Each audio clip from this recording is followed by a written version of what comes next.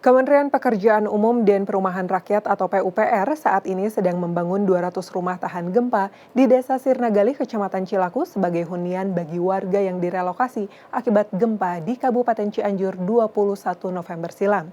Rumah instan sederhana sehat atau RISA merupakan teknologi yang digunakan PUPR dalam membangun rumah tahan gempa.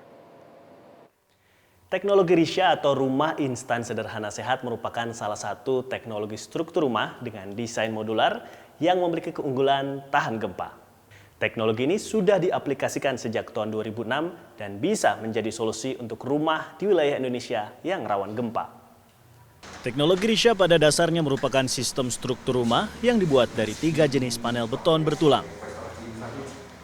Panel 1 memiliki tebal 2,5 cm, lebar 30 cm dan tinggi 120 cm dengan bingkai berukuran 6 x 10 cm.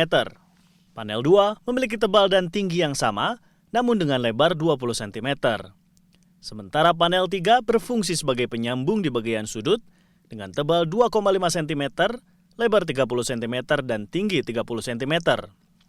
Ketiga panel tersebut kemudian disambungkan dengan mur serta baut khusus untuk membentuk struktur rumah berukuran 3 x 3 meter atau 9 meter persegi.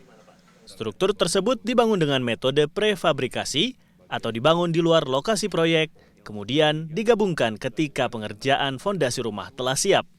Hal ini membuat pembangunan rumah dengan sistem RISA jauh lebih singkat, bahkan bisa 10 kali lebih cepat dibandingkan dengan pembangunan secara konvensional.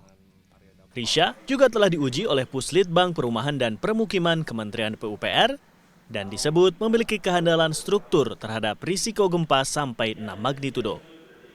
Definisi tahan gempa Pak ya, definisi tahan gempa di sini adalah kalau misalkan bangunan yang dibangun tidak dengan SNI gempa misalkan. Jadi pada saat terjadi gempa itu mungkin akan lebih cepat kolaps Pak. Nah di sini ketahanan gempa itu pada saat terjadi gempa bangunan ini masih punya daya tahan Pak, masih punya durasi. Sehingga kita penghuni atau warga ini masih bisa cepat untuk melarikan diri dulu Pak. Jadi dia masih punya ketahanan lah terhadap gempa ini Pak, sebelum dia kolaps. Itu sih Pak. Apakah ada ini misalnya dengan gempa berapa magnitudo atau mungkin skala-skala kekuatannya gitu?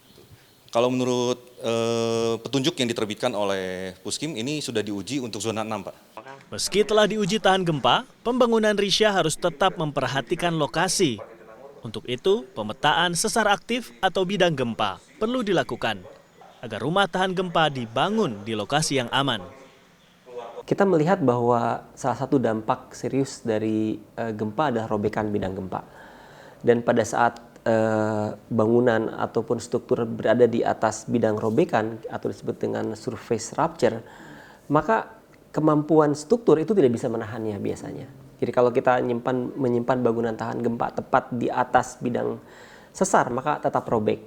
Jadi kami selalu mengusulkan kalau sudah diketahui bidang gempanya, kita bikin avoidance zone ataupun zona hijau lah di situ. Jadi mau tidak mau jangan dibangun.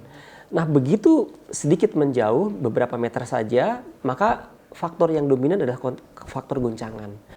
RISA juga harus dibangun di bidang tanah yang tidak berpotensi terkena longsoran akibat gempa. Sehingga jika terjadi gempa bumi, tidak akan jatuh banyak korban jiwa. Tim Liputan CNN Indonesia, Bandung, Jawa Barat.